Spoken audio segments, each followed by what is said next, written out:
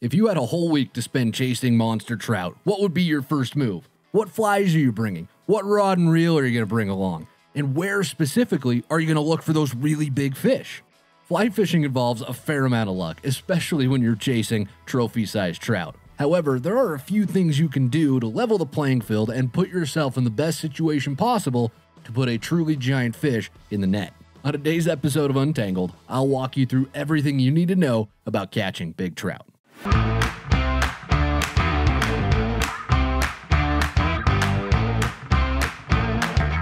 This is Untangled, fly fishing for everyone, presented by Ventures Fly Company. Hey everybody, welcome to it. This is Untangled, probably the greatest fly fishing podcast ever made, and I am your host, Spencer Durant. Happy to be here for yet another week of podcasting excellence, and this week we are talking about something I think all us fly anglers love, and that's big fish, because who doesn't like big fish? Okay, if you can raise your hand and honestly tell me, yeah, I don't like to catch big fish, then I would love to hear from you about why, because I think all of us have a soft spot for a really big trout. And to start this off, there is a saying in the fly fishing world. I've heard it from numerous people. The first person I ever heard it from was Kurt Gowdy on an old episode of The American Sportsman, where he goes with Lee Wolf and they fly in a bush plane to Labrador to fish for giant brook trout. One of the coolest things, it's on YouTube. I'll see if I can find the link and throw it in here. One of the coolest videos ever. But Kurt Gowdy talks about how anglers go through some distinct phases in their lives. And that first phase that we get to is that we just want to catch any fish. Doesn't matter if it's 2 inches. We want to catch it just to prove that we can do it, just to show that we can catch fish, especially on a fly rod. Then we move past that and we start wanting to catch a bunch of fish.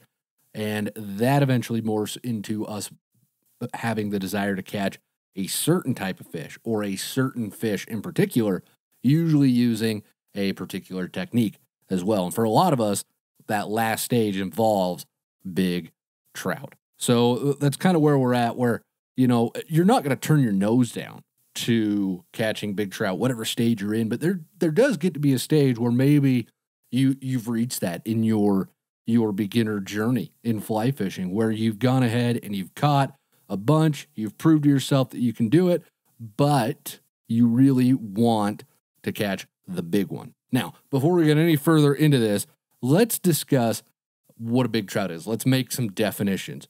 A big trout, I think we should probably just say, is something that's over 20 inches. I would call a huge fish, a trophy fish, something over 23 inches, because that 23-inch fish, once a fish hits 23 inches, it's something special. And those 2-foot fish, we all like to talk, I caught a 24-incher. You see that on social media all the time. Those 2-footers are a lot more rare than people would have you believe. I have seen so many 20-inch browns passed off as 24-inchers. It really, like get a measuring tape, people. Maybe I got to tell Alex, we got to start putting the measuring tapes in the starter packs here at VFC. Oh, this is all in good fun, right? So let's talk any big fish. You want to get a really big fish. I think we're going to say a big fish is 20 inches. That trophy fish, though, is going to be 23 inches. And you've got your smaller ones, your tiny fish. It's like 5 inches long. And you've got your smaller fish that are maybe in that 6 to 8 range, or medium fish that are like 9 to 15. And then the big fish are going to be, once you hit 20, that's when you start to get big. So when I talk about big fish, when I talk about trophy fish, I'm talking about specifically those fish that are 23 or above, but this will apply if you really want to break that 20-inch mark with trout. This is going to apply, everything we talk about today will apply to those 20 inchers as well. So bring it all home, we're talking about 20 inchers and above, although for me, this is going to be a 23 incher. All right. But before we get into specific steps to follow, I think it's also worth discussing the luck component that is inherent in catching these big fish, because hooking into any trout, let alone a big one, involves an awful amount of luck, which is sometimes offset by an enormous amount of time that we invest into doing it. I've got 2 good friends of mine, Chris and Brian, and they let me tag along a few summers ago. They went night fishing 3 nights in a row for giant brown trout. That was their goal. They had big mouse flies, and I kid you not, their mouse flies were about this big. For those not watching the podcast, I'm holding my fingers up. What is that, 6 inches? They're huge. Biggest mouse flies I've ever seen. And Brian and Chris were like, we're going to go catch a legitimate 30-inch brown trout on these flies. That's what they were going to do. And they spent every night from about 9 at night till about 5 in the morning fishing these enormous flies. And then Brian would go to work and Chris and me would crash and sleep. Although I didn't make it through a single night awake. I'm a lightweight and I can't night fish. I've learned that about myself. I wish I could, but it's just not possible for me. So Brian and Chris busted their butts 3 nights, fished really hard, and the only thing they had to show for it was a 22-inch rainbow. That's a nice fish. That's nothing to sneeze at. 22-inch rainbow is a good fish, but it wasn't the 30-incher that they were going for. So they spent, and that story is just to illustrate that there's a lot of luck, and they put a ton of time into it, and it still didn't pay off. Okay, now it has paid off. I've seen Brian catch 30-inchers on mice at night, which is just spectacular when you think about it. So it does pay off, but even that much time, they only walked away with a 22-inch fish, right? The idea, though, with all the steps that we're going to outline on the show today is that you're doing everything you can to set yourself up for success and then hoping that it all comes to fruition. That's really what we do with everything, though, in fly fishing is we're hoping that it all comes together, and it usually does, because once you know and understand the steps to something, it's a lot easier to make it work for you. But big fish in particular, these monster trout, they just require a lot more of that effort and then a fair amount of luck as well. All right. Well, I've got four things for y'all to keep in mind as you're chasing these monster trout. So let's go through them together. Thing number 1, tip number 1, step number 1. I shouldn't ever call it thing number 1, right? This isn't Dr. Seuss. Wasn't that Dr. Seuss thing 1 and thing 2? That's in Cat in the Hat, right? I get my little kid stories mixed up sometimes.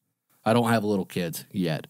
And if my mother-in-law is listening, you're going to have grandkids sometime, Laura. Okay, just be patient. We'll get you there. All right. And to my mother, my mom doesn't listen to the podcast, so I can say whatever I want about her. Laura actually does listen to the podcast.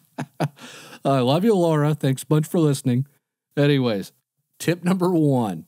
This is the first thing you got to remember is that big fish, these really big ones, they eat big meals. All right.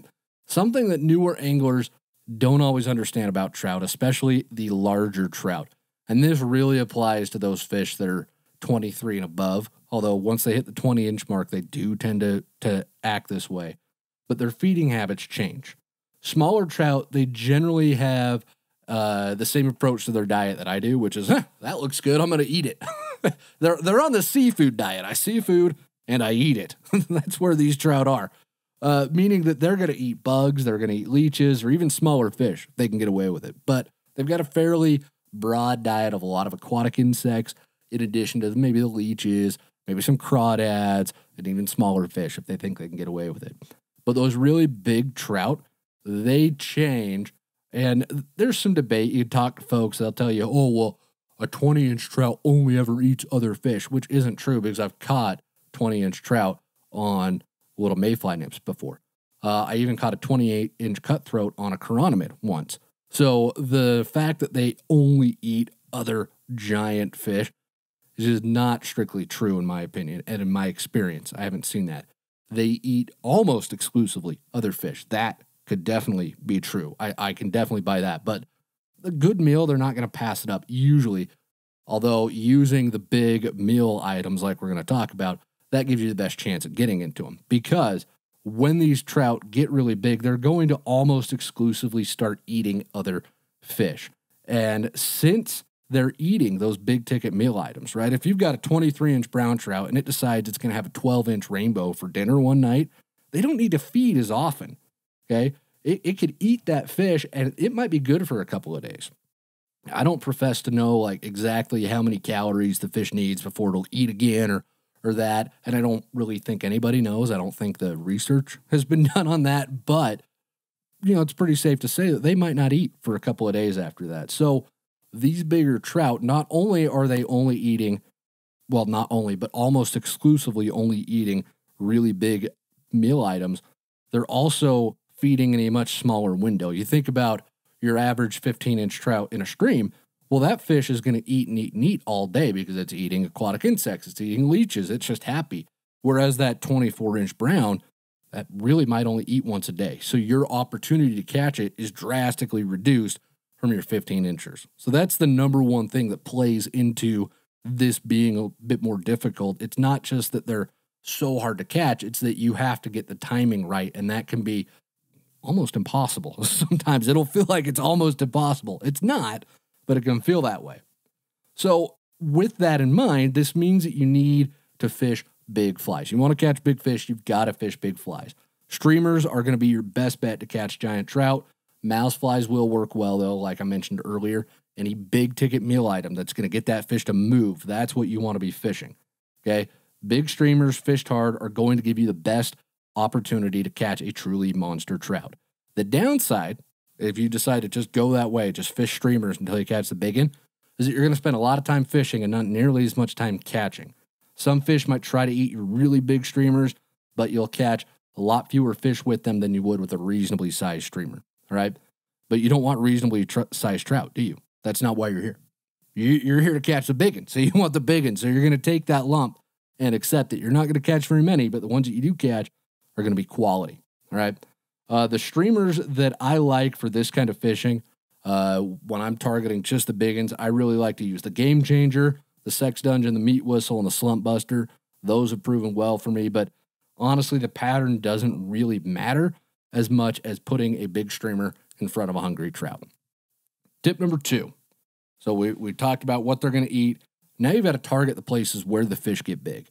Now, this might seem like an obvious one, but it's worth repeating because not every creek or river has a 23-inch fish in it. Just a couple of days ago, I was out on my local creek. It's a small stream, and I saw a couple of fish that I guess between 18 to 20 inches long. I spooked them because I was just wading up the creek and wasn't really paying attention. They scampered off and laughed at me, the whole 9 yards. And I was like, oh, those are big. But they were really only big in terms of that creek because 20 inches, well, that's a really nice trout. I can drive an hour down the road to my local tailwater and catch a 23, maybe even a 24-incher. Not consistently, but they're in there, and you can get to them if you fish that, 3-4 days in a row. You'll probably catch a 2-footer at least. There's just huge fish in that tailwater. So you have to remember that if you want to chase that really big fish, you've got to go to where they're going to live. Okay, tailwaters, they are a great place to target big trout because they usually have the right conditions for those enormous fish. They've got a lot of food because there's a lot of other fish in there. And then there's a lot of good cover. This cover helps them feel protected from other predators. Osprey are a great example of other predators, and even a big fish, if an osprey comes up, that big fish is still going to go away. It's going to want a hidey hole. It's going to want a place that feels safe and secure. No matter the size of the fish, they're going to want that, right? Even really big trout still like to feel safe. There's another tailwater that I love to fish, and the biggest trout consistently are always at the bottom of the deepest runs and the deepest pools. I have never found the really big ones in riffles. I've never found them in shallow water. They've always been down in the low stuff. Now, the caveat to that is during spawning season, you can go see the 24, 25-inch fish on that tailwater. They'll be out and spawning, but you're not fishing for them when they're spawning, right? That's the only time that I see them in that shallow water. Almost all the time, they're at the bottom of those deep runs and pools, and that's where I consistently hook those fish that break the 23-inch mark is in the bottom of those deep runs and pools. They love to hang out there because it's a great place to ambush other fish as they swim by, and other fish are a huge part of a big trout's diet, like we just mentioned. If trout are going to get big, they need a forage base of smaller fish to eat, and then those smaller fish need a forage base that supports their population. So it really is this complex food web that needs to be supported in order to get you that trophy-sized trout. You'll cut out a lot of frustration in your big fish journey if you just spend time fishing places where trout are known to get big, where we say, yeah, the fish get really big there, go fish it. You do that, you're going to be in business. Spring creeks are a great place to look for that. A lot of spring creeks have reputations for growing big trout as well. It might be worth looking into. Tailwaters, again, like I said, tailwaters are going to be a really good bet. For me, that's where I've got to go to find all my big fish. Like I mentioned earlier, my spring creeks and my freestone streams around here, they just don't grow them that big. If I really want a big one, I got to run off to the tailwaters.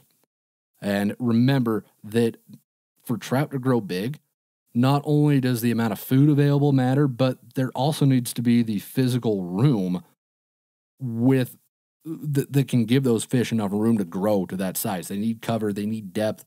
There needs to be a place where you could conceivably have a 25-inch fish hang out and rule that part of the river. So if the whole river is just really shallow and maybe it never gets more than 2 feet deep, there's probably not going to be a giant trout in there. There might be an 18, 19-incher, but your chances of breaking that 20, 21, 22-inch mark are pretty slim, all right? They also need a river that has relatively little pressure. Now, I say relative because let's take the Green River in Utah, for example. There are, in the first 7 miles, there's 12,000 fish per mile. So that's 84,000 fish in 7 miles. Hopefully my math is correct. That's a ton of fish. And those fish are seeing hundreds of anglers per day. You go out there in July, it's amazing how many people are fishing the Green in Utah. But there are still, even with that many people pounding the river, there is still a vast number of fish per mile that are not being bombarded by anglers. So the fish do have room to grow and get big in that river. But on the other hand, if you look at a small stream with maybe 300 fish per mile, but it sees 50 people a day consistently, then there's going to be more pressure per fish, which can negatively impact how big the trout grow. And so you do want to take the pressure into account when you're trying to look for really big fish. Now, some fisheries, like I said, the Green supports a lot of pressure and still produces big fish. It can happen, but the really highly pressured places might be a little tougher to find the huge ones, okay? And then don't forget that there needs to be a good forage base for the fish to grow large. So that's your tip number 2. Tip number 3, talk about the gear. All right, this is my favorite part because I don't know if y'all know this, but I got a soft spot for gear and talking all about fly fishing gear. You need the right gear. You absolutely have to have it to chase these fish. And in my opinion, that should be a 6-weight rod at minimum. You need the extra strength of that rod to help wrangle the fish once you've hooked it. And if you're throwing mouse flies, then I would recommend going with a 7-weight simply because those mouse flies are big and clunky, and it's nice to have a beefy rod that can handle the mouse flies well. Your 6-weight's going to turn over streamers and sink tip lines well, right? Your 5-weight, it's just going to be a bit much for the 5. Bumping up to a 6 or a 7 is going to put you into a better position where the gear is doing a little bit more of the work and you're not having to work as hard to make the cast and to get things where they need to be. A good dish drag reel is an absolute must for these big trout because this is one of the few trout fishing situations where the trout are actually going to put that drag to the test, right? A 24-inch brown is really going to try out your drag, whereas our average 12 to 15-inch trout, you could just use a click pawl reel. Wouldn't even really need a dish drag most of the time for those fish. With streamer rigs, it is best to use straight sections of fluorocarbon instead of a tapered leader. They're going to cast better. And that has to do with, your tapered leaders go from thick to thin, right? But then the streamer's huge. And so it creates this kind of hinge in the cast that is really clunky and can be difficult to cast. Whereas if you just use a level piece of fluorocarbon, I like to use about a 5-foot section of fluoro. You just get a smoother energy transfer than you would with that tapered leader. And I use a sink tip line as well because it'll help you get your flies deeper. And that can be key for catching those really big trout because often these fish are going to hang out at the bottom of deeper pools, like I mentioned earlier, or they're going to camp out behind the biggest obstructions in the river, places where they have plenty of cover to hang out and they can easily ambush smaller fish as they're swimming by. So getting down to these fish is an absolute necessity, and you don't really want to use split shot with streamers. It doesn't work with the presentation as well, and in my experience, a sink tip line is going to be your best bet. That creates the smoothest, most natural presentation of your fly that's possible. Now, speaking of the flies, I mentioned this earlier, the pattern doesn't really matter all that much. What matters is that you get it down to where the trout doesn't have to move too much. to eat it, because that's going to increase your chances of getting that fish to eat it. If you can put it right in front of it and it's hungry, very, very good chance that it's going to eat it. Okay, but you've got to get down to it. I like to use heavy flies, sink tip, and that helps me get it down. That covers our gear. So now we're on tip number 4, which is you got to fish when trout are on the prowl. All right, a lot of big fish tend to eat at night. So if you really want to get into a big trout, that might need to be a focus. I am a complete lightweight. I can't do it. I cannot stay up all night. I don't think I've ever stayed up all night. I just can't. I got to have my beauty rest. You think I can grow a beard like this without my beauty rest? I mean, come on. But I do know a lot of anglers who love night fishing, and they can do it, and I tip my hat to them. That's fantastic. If you can do it, I think everybody should try it. It is fun. For me, it's fun for like the first 3 hours, and then I'm not a fan anymore because, again, it's just too much for me. I need my beauty rest. I need my bed. But if night fishing isn't in the cards for you, if that's too much with your work and family life, which I completely understand, then I would focus your time when you want to go chase these really big fish to during the spring and the fall. Okay, during the fall, fish are going to pack on the pounds and tend to be pretty aggressive. They want to get nice and fat to go through winter. The big fish especially are going to be feeding a lot at that point. So you have a better chance during the fall of catching a big one, as well as during the spring, because after a long winter, they're ready to put the pounds back on. So they're going to be more aggressive. Middle of summer is just kind of tough to get them. So during the middle of summer, if that's when you decide you have the time to target the big trout, night fishing is going to be your best bet. So if you are dead set on catching monster trout, that's the advice I tell you to start with. But this does beg the question before we move on. What if you don't live near a fishery that produces big fish? Does any of this apply to you at all? And again, what if you don't have any interest in night fishing? Like, well, that sounds cool, but I don't want to go out and fish at night. Well, these tips, the spirit of the tips should apply no matter what to help you catch the biggest fish in your local river, because the same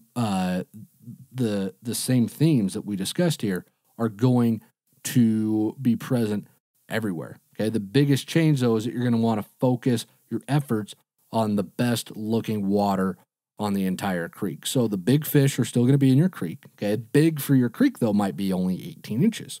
Okay, but they're still going to be in the best looking water. They're going to be deep. They're going to be where they can ambush other fish, and they're going to be eating generally higher value meal items. Now, an 18-inch trout is still going to eat a ton of aquatic insects, but if you drop something like a crawdad or a big stonefly nymph in front of it, that might help you weed through the smaller fish that just can't eat one that's that big and help you increase your chances of only catching the really big ones, okay?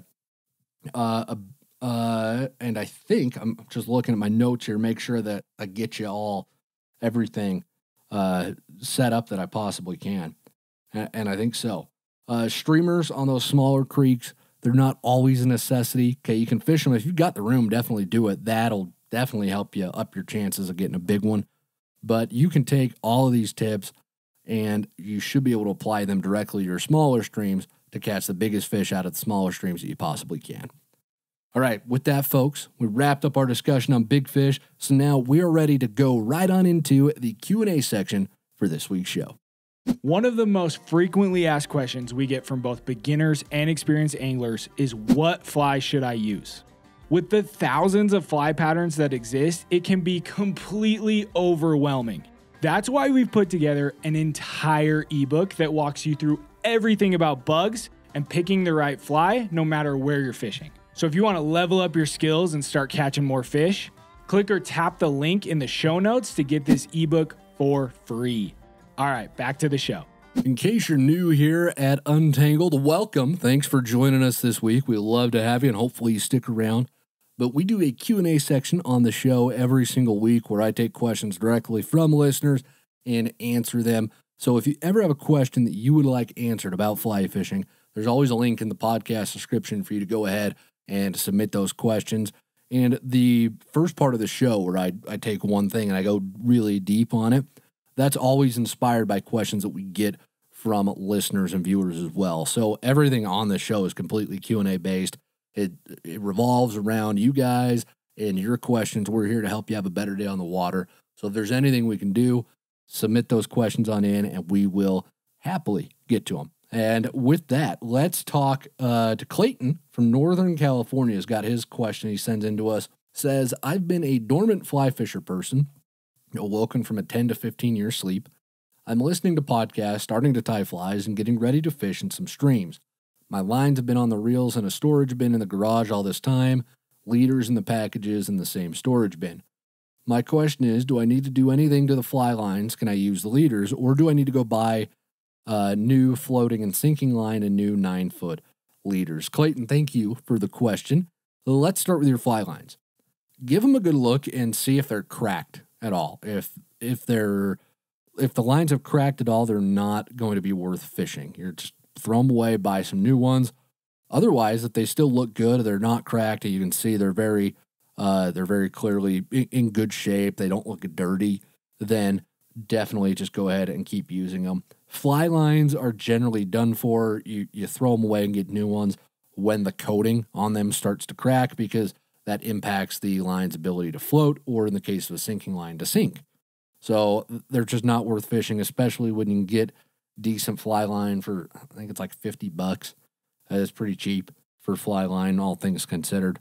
So that's my 2 cents on fly lines. For the leaders, it is harder to tell. To my knowledge, there's no way that I can just look at it and say, oh yeah, that's going to fish. If they've been in storage that long, I personally would just be a bit leery of using them.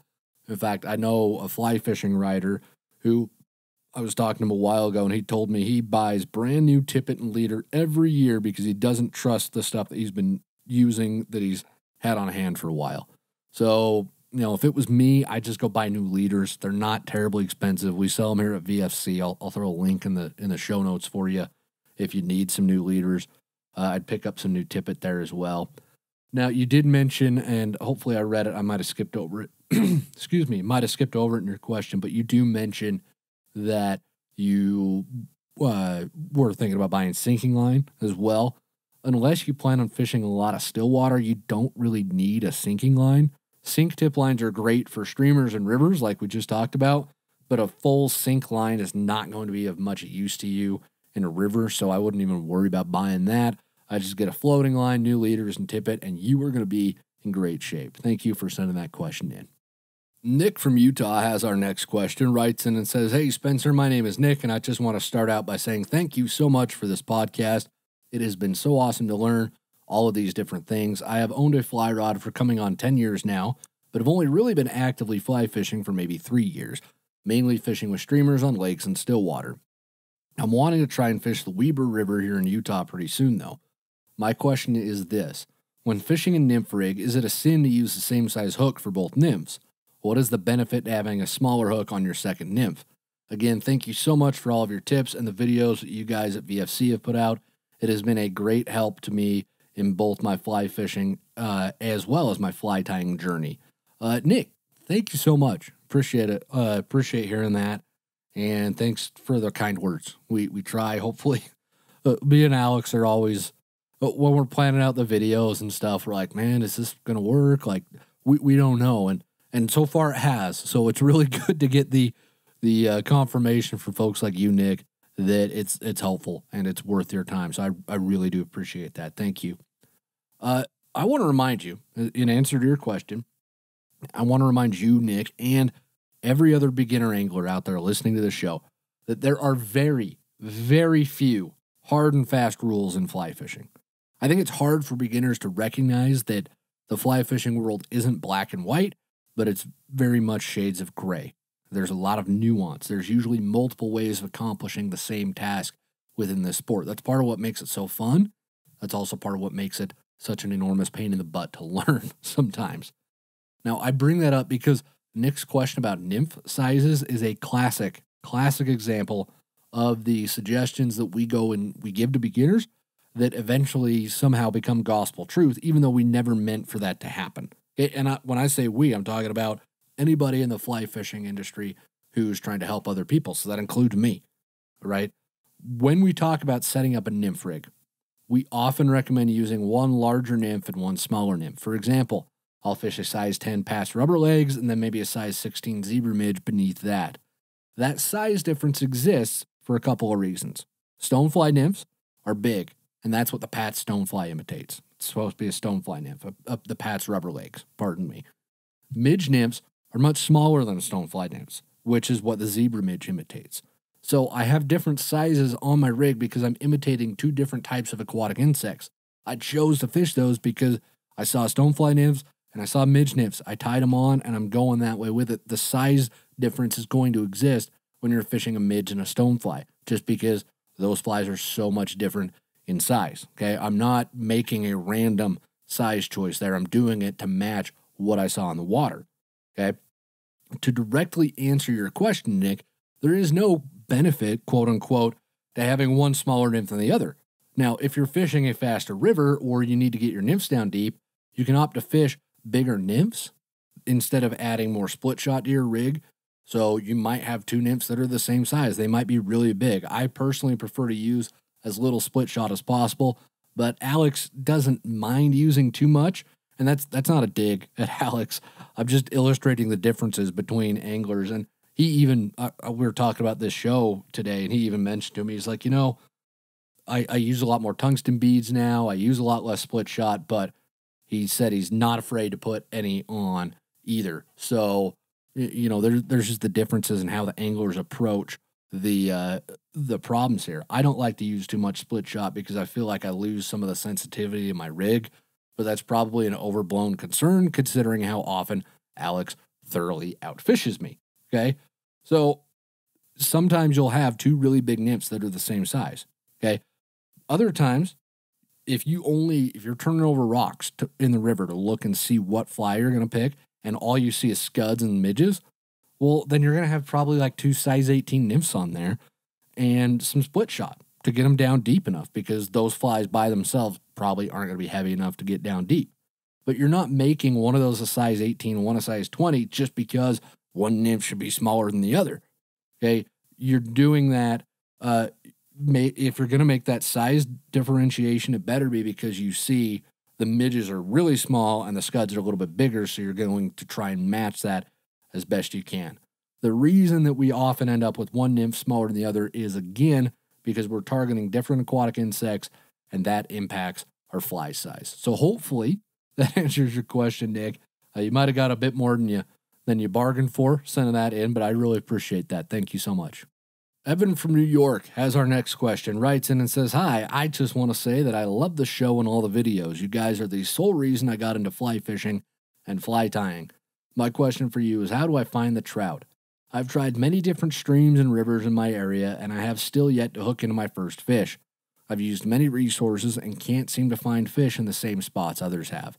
Thank you for considering and look forward to hearing the answers." Evan, thank you. I appreciate that. And man, this is a question I can relate to.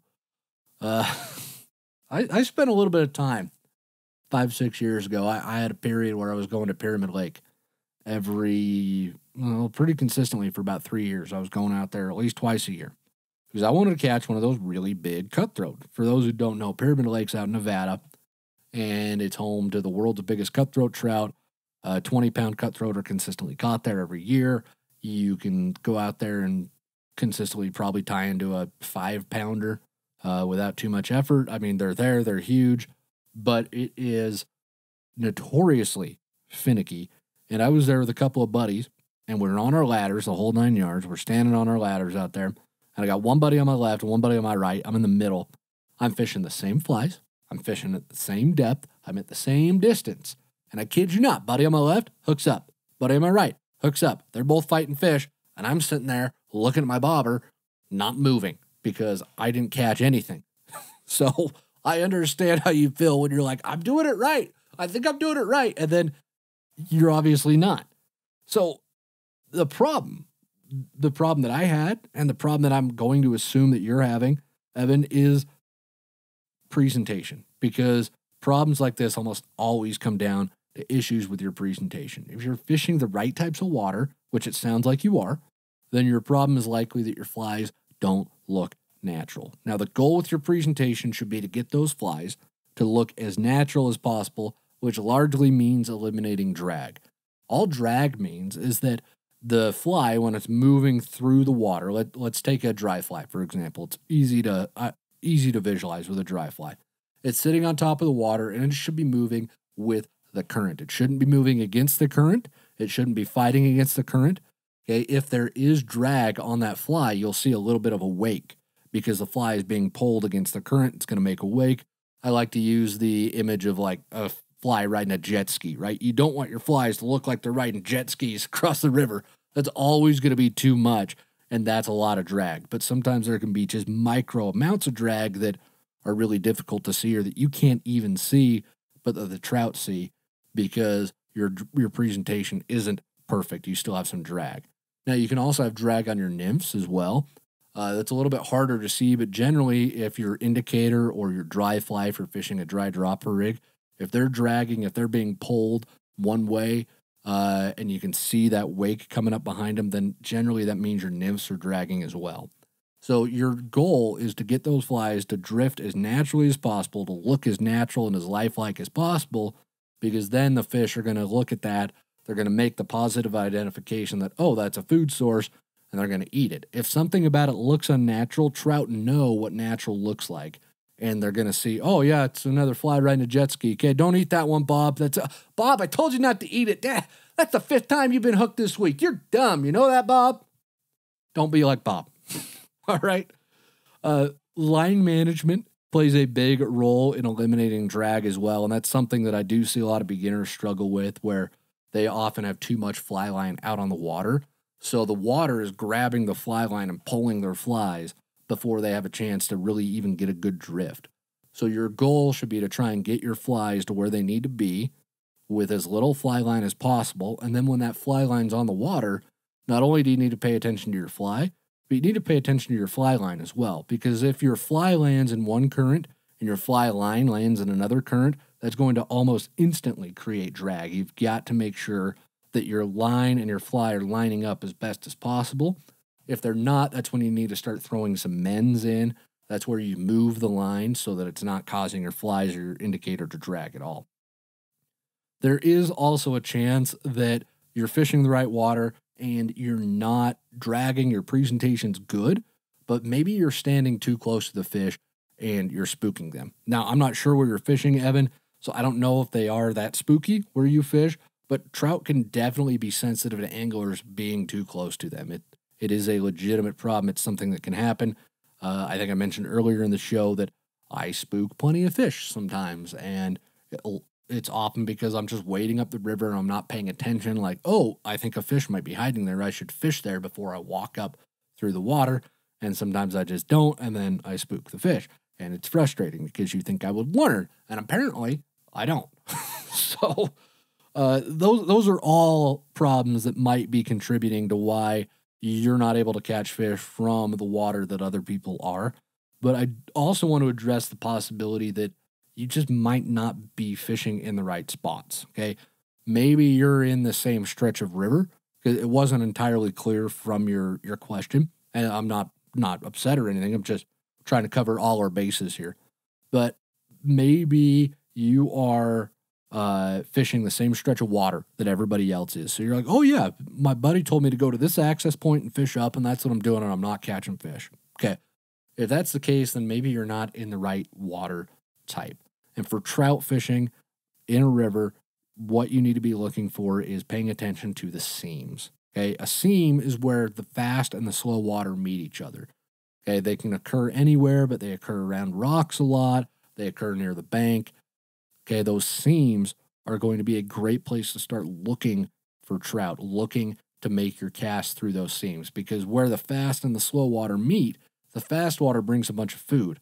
That slow water, the fish can hang out in it, they could dart out into the fast water to eat, and they'll go back into the slow water where they spend less energy to move around, where they're able to just hang out, kind of relax, and eat when they want to, whereas if they stayed in that fast water all the time, they'd be burning so many calories that it might not be worth the energy expended to stay in that fast water. So I'd focus on the seams, And then if you still need to know about like riffles and pools and runs, which are other types of water where you're very likely to find fish, then I would highly recommend you go take a look at the water type section of our beginner masterclass, and I will link that in the show notes for you as well.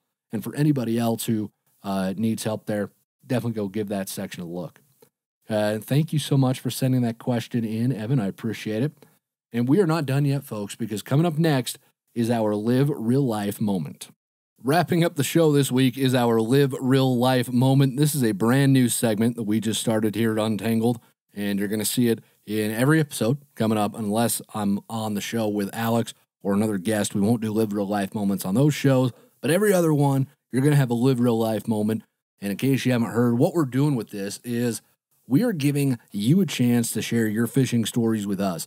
We want to see pictures. We want to see videos. We want to hear stories about your successes or your failures and your triumphs out there on the water. There's a link in the podcast description where you can go ahead and submit your Live Real Life moments to us, and we will pick one every week, read them and feature them on the show. For those who are listening to the audio version, the pictures will be in the show notes. And then for those watching the show on YouTube, the pictures will be in the video. And then if you send a video in for us as well, we'll play the video. So this week's Live Real Life moment comes to us from Steven from New Zealand. And he sent in a wonderful story. He's got a wonderful video for us. And this is a fantastic way to kick off this segment of the show. I am stoked that we got this from Steven. So I'm just going to read his story for you guys, and then we'll play the video towards the end of it. So Steven says, "So I have been an avid, mad fly fisherman for the past 3 years. Before that, I was a saltwater fisherman from boats, jet skis, and kayaks. As it came to pass, I always wanted to learn fly fishing, but when the barriers started with learning a whole new language and spending serious dollars to get the right gear, on top of all of that, after learning a new language and emptying my bank account, I had to learn how to use this whip-like stick attached to a thread that terminated into a microscopic representation of a bug, the kind of things that most people use various chemicals to ensure they don't need to deal with them. To my delight, New Zealand's largest lake has the perfect environment for growing incredible trout, and every year during our winter, June through August, the surrounding rivers of Lake Taupo, I hope I'm saying that right, become a literal Disneyland for fly fishing. The average size of the fish is in the 3 to 6 pound mark, all hungry and angry on their annual spawning runs. So, trying always to learn more about this elusively complex sport, I happened across your podcast and YouTube videos. I thoroughly enjoy both and have learned a great deal from them.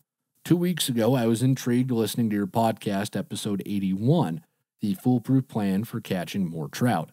Knowing that I feel like a fool most of the time when trying to learn this sport, I was excited to hear your valuable tips and tricks. I extolled many tips and tricks to my fishing friends, as these are the things Spencer and Alex believe will help us catch more fish. I took a keen interest in point 5 of the podcast, which you said to make sure you try to keep even with the fish if it runs downstream. Noted and logged in my fishing lexicon and brain. Remember what Spencer said. Cut to the day I was fishing, and I found an excellent little spot on one of those tributary rivers. 7 a.m., first light, temperature bloody cold. Hooked into my first fish of the day, and all I could hear was your voice. Man, Steven, I'm sorry that you had to hear my voice. Hook into my first fish of the day, and all I could hear was your voice. Tension on the line, check. Knots, check them all before fishing, check. Drag set, check. Line management, check. Wrong angle, make sure you stay level with the fish if it goes downstream. Ideally, you're going to move so that you're either downstream or at the very least you're parallel with the fish. Now, this is where we're going to go ahead and cue the video so you can see what happened to Steven.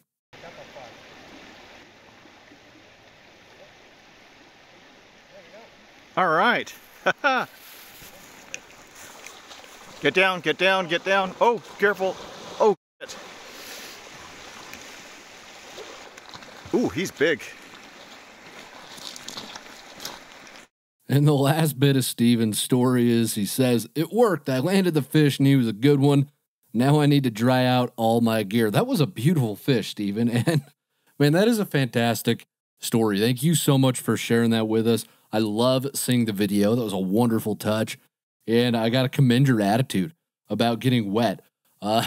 It's not always fun. Granted, I take getting wet over what I've got right now. It's like, I don't know, 100-some degrees here. I'm melting. I would much rather deal with the cold than the heat. I do not do well in the heat. I just kind of shut down and wait for it to get over.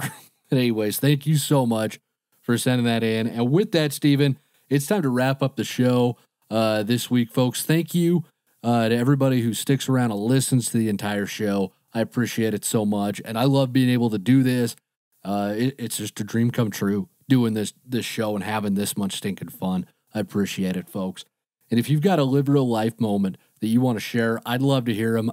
Steven set the bar pretty high, but I am convinced the rest of the VFC's community is going to show up and send us some fantastic stories.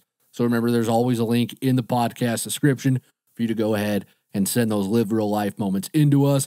And if you could, please rate and subscribe to this show wherever you're listening to it if you're not already subscribed to us. And if you're not subscribed, quit freeloading. Come on, subscribe to the show. Do your part, okay? Okay, pull your weight around here, all right? Thank you very much. The more folks who rate and subscribe to the show, the greater visibility it has, and that means we can help even more anglers have a fantastic day on the water, which is what we're all about here at VFC. And with that, folks, get out of the water, enjoy the rest of this wonderful summer, go catch some fish, and until next week, tight lines, everybody.